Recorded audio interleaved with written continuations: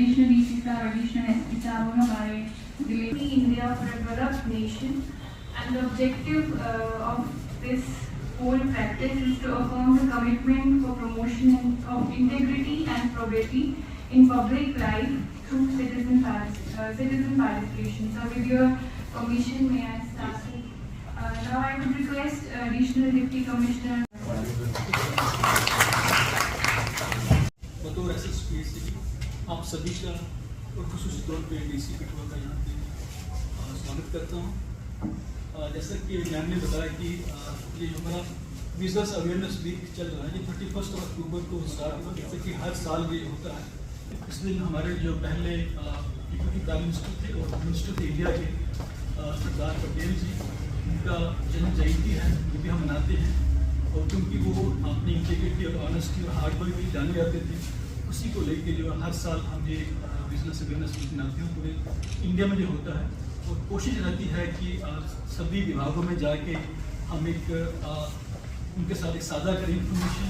इस तरह से जो है सरकारी ऑफिसर्स को इसके बारे में अवेयर कर सकते हैं कि उनके डिपार्टमेंट में जो भी प्रैक्टिसेस हैं, बेस्ट प्रैक्टिसेस जो हैं वो इम्प्लीमेंट हों, ताकि भ्रष्टाचार जो करप्शन की शिकायतें आती हैं वो कम से कम हों और जो आम जनता है उसको जो सुविधाएँ मिलनी चाहिए वो उस तरीके से भी हों। तो मैंने एक छोटी सी प्रेजेंटेशन इस मौके के लिए तैयार की है।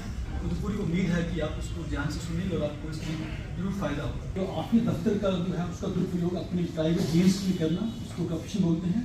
और मैथमेटिकली करप्शन तब होती है जब आपके पास काफ़ी सारी डिस्क्रेशन है डिसीजन लेने की, और जो रूल्स हैं उसमें इतनी ट्रांसपेरेंसी नहीं है, और अकाउंटेबिलिटी जो है वो भी बहुत कम है। डिस्क्रेशन जैसे बोला, discretion means power to take decision, but also means differing decision under similar circumstances with different interpretation. Justification connotes lack of transparency. कुछ लेजिस्लेशंस नेक्स्ट हुई हमारे इंडिया में जो कि करप्शन के लिए बनाई गई है। इसमें मुख्य तौर से है prevention of corruption act 1988, benami transaction act 1988, prevention of money laundering act, Indian penal code, prosecution section of income tax act, J&K prevention of corruption act. जब भी हमारी शिकायतें जो पुरानी हैं, जो कुछ ऑफेंसेस जो हमारा रीऑर्गेनाइजेशन एक्ट इम्प्लीमेंट होने से पहले के ऑफेंसेस हैं, उनको हम इसी सेक्शन के तहत डील करते हैं।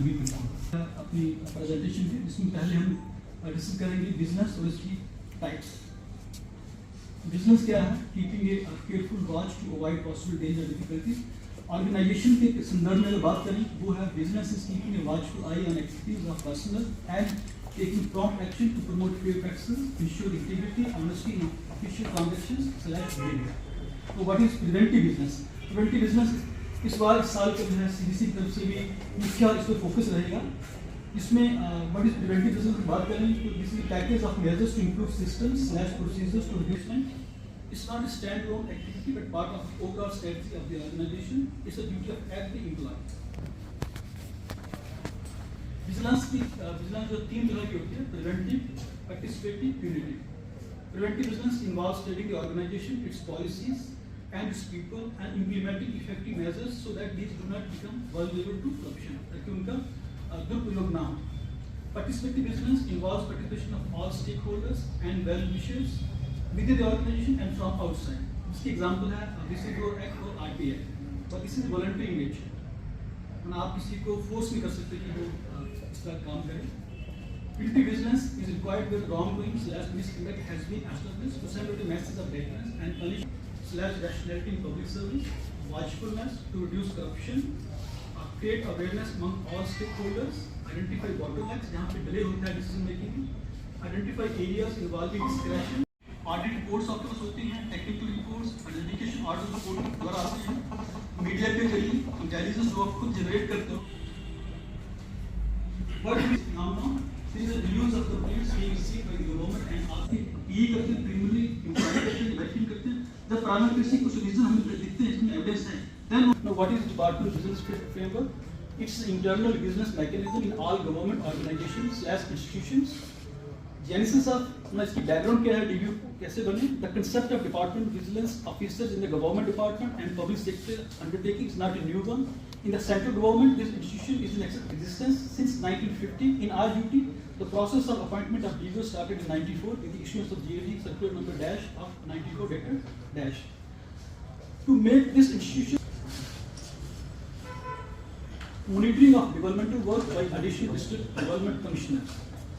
The Anti-Corruption Bureau receives a number of complaints related to developmental activities. These complaints can act as feedback mechanism for the newly created institution. Such development-related issues to the ADDCs by the ACB for appropriate action. Advantages of institution of DVOs/CVOs and expectations. DVOs, due to their proximity, have better insight and appreciation into the working of a department. These departmental vigilance officers, by virtue of this knowledge, can act as nodal agency for strengthening of internal vigilance. DVOs are well informed about the integrity of their colleagues in the department. Therefore, they can help in ensuring that honest officials. University board has issued a degree certificates in question.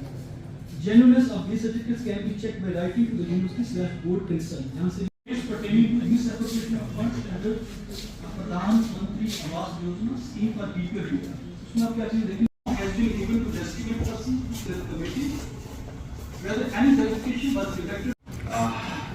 When we talk of vigilance, I go back to integrity, and I am reminded of जो हमको training के समय पे बताया गया था. We were having an exam in training, and one of the faculty members, a senior only in the service, she came and she wrote on the blackboard, "Integrity is what you do when no one is watching." I think that's the bottom line. When a person wants something and a person is in a position to give something, what they are doing when no one is watching is what defines their integrity. And integrity has a lot to do with vigilance. Vigilance is the other side of the same coin. So I first of all thank SSP Saab for such a thoughtful and such a detailed presentation. I think broadly all the points have been covered. All the officers sitting here must have benefited from that. We, a lot of time in the government system, have this problem that either we are not aware of what the rules are, or people unnecessarily make complaints. The general complaint that government officials we have is that people unnecessarily make complaints.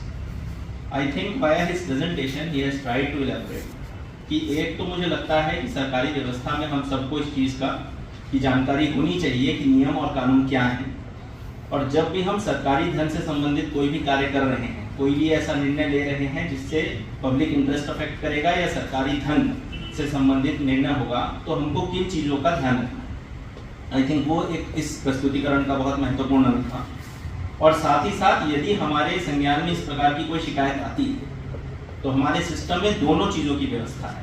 एक तरफ जिसने गलती की है उसको सजा देने की भी व्यवस्था है, और वहीं दूसरी तरफ अगर जानबूझ के किसी ऑनेस्ट व्यक्ति को, किसी ईमानदार अधिकारी को या कर्मचारी को हैरेस करने का प्रयास किया जा रहा है तो उससे भी निपटने की व्यवस्था है.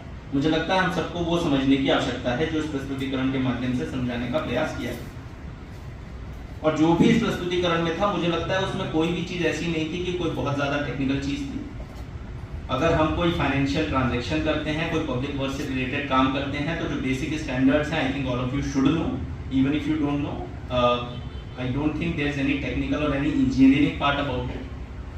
जो प्रोसेस है वो हम सब लोगों को एज सीनियर ऑफिसर्स पता होनी चाहिए, और हमको ये इंश्योर करना चाहिए कि हम अपने विभागों में उसका पूरी तरह से अनुपालन कर रहे हैं. DVOs का रोल बहुत इंपॉर्टेंट है, खास तौर पे, because as DVOs you not only have the responsibility of ensuring that nothing against the present laws is going on in your department, but also I believe आपकी ये भी कहीं ना कहीं जिम्मेदारी होती है कि जो प्रिवेंटिव विजिलेंस की बात की हमने, कि आपके विभाग से संबंधित यदि कोई ऐसी प्रक्रियाएं हैं, कोई ऐसी चीजें हैं जो हिस्सा होनी चाहिए व्यवस्था का एक्सप्लेन करने के लिए, जो मे बी स्टैंडर्ड जो फॉर्मेट है उसमें नहीं आती हैं, तो वो अगर आप इनकॉर्पोरेट करके रखेंगे तो मुझे लगता है कि भविष्य में अगर किसी प्रकार की कोई शिकायत आती भी है और किसी को जांच भी करनी होती है तो उसमें आपके द्वारा की गई कार्रवाई का बहुत बड़ा प्रभाव पड़ेगा.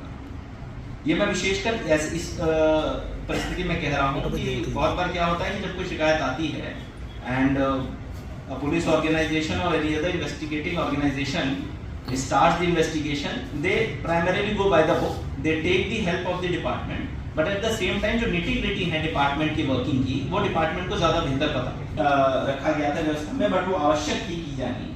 तो वहाँ पे डीवीओ का रोल बहुत इंपॉर्टेंट हो जाता है।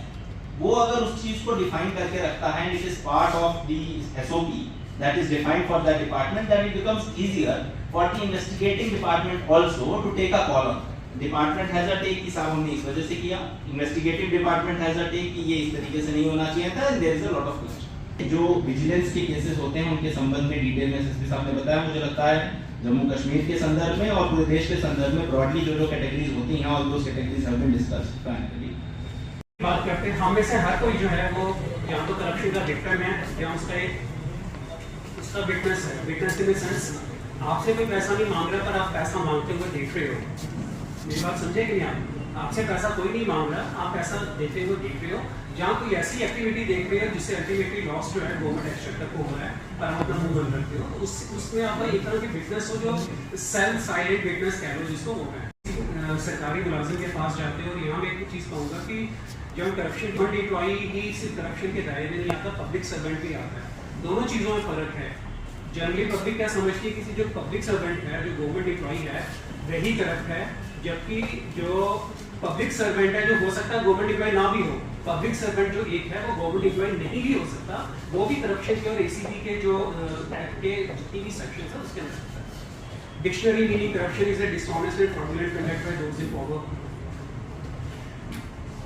डिस्ट्रिक्ट हेडक्वार्टर्स कठुआ में एसीबी की तरफ से यहाँ पे एक हमने अवेयरनेस कम सेंसिटाइजेशन प्रोग्राम कंडक्ट किया है।